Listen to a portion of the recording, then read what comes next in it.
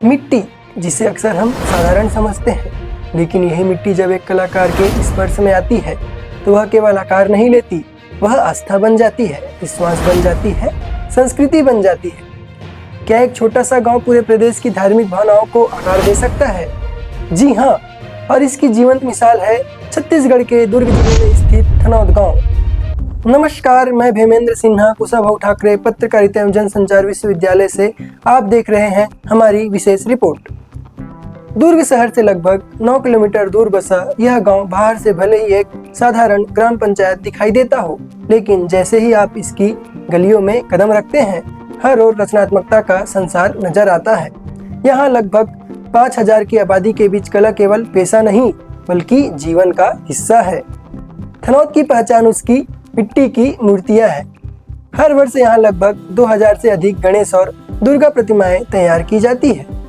गणेश चतुर्थी और दुर्गा पूजा जैसे बड़े त्योहारों से 3 से 4 महीने पहले ही गांव की कार्यशालाएं सक्रिय हो जाती है। सुबह की पहली किरण के साथ काम शुरू होता है और देर रात तक चलता रहता है।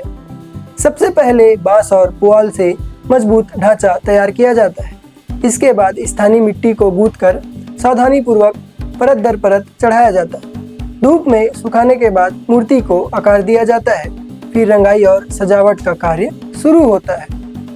यह प्रक्रिया केवल मेहनत का काम नहीं, बल्कि धैर्य, अनुभव और सूक्ष्म कलात्मक दृष्टि की मांग करती है। जरा सी असावधानी से पूरी मूर्ति में दरार आ सकती है। सबसे महत्वपूर्ण और भावनात्मक क्षण होता है मूर्ति की आंखें बनाना। कलाकारों का मानना है कि आंखों में ही मूर्ति की आत्मा बसती है और यही क्षण मूर्ति को जीवंत बना देता है। थनौद की मूर्तियां केवल छत्तीसगढ़ तक सीमित नहीं है। ये प्रतिमाएं मध्य प्रदेश, महाराष्ट्र और अन्य राज्यों तक भेजी जाती है। कुछ मूर्तियां 15 से 20 फीट तक ऊंची बनाई जाती है, जिन्हें बड़े ट्रकों के माध्यम से सावधानी पूर्वक अलग अलग शहरों में पहुंचाया जाता है।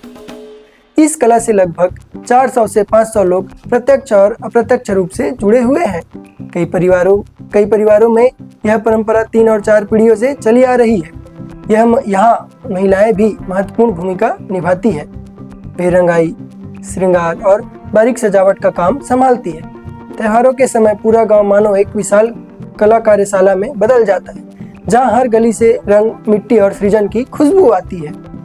समय के साथ तकनीक और बाजार की दिशा भले बदल रही हो, लेकिन थनौद के कलाकार अपनी पारंपरिक शैली और मौलिकता को संजोए हुए। यह मूर्तियां केवल व्यापार का माध्यम नहीं, बल्कि आस्था और सांस्कृतिक विरासत की अभिव्यक्ति है। हर प्रतिमा में जुड़ा होता है कलाकार का समर्पण, महीनों की मेहनत और पीढ़ियों से चली आ रही परंपरा का गौरव। थनौद हमें यह सिखाता है कि सच्ची कला केवल बनाई नहीं जाती, उसे जिया जाता है। मिट्टी यहाँ सिर्फ आकार नहीं लेती, बल्कि भावनाओं, विश्वास और संस्कृति को जीवन देती है। जरूरत है ऐसी लोक कलाओं को और अधिक पहचान और प्रोत्साहन मिले, ताकि थनौद जैसे गांव देश की सांस्कृतिक धरोहर के रूप में और सशक्त होकर उभर सके। फिलहाल इस खास रिपोर्ट में इतना ही। कैमरामैन भूपेंद्र साहू के साथ मैं भेमेंद्र सिन्हा, स्टूडियो से। जय जोहार, जय छत्तीसगढ़।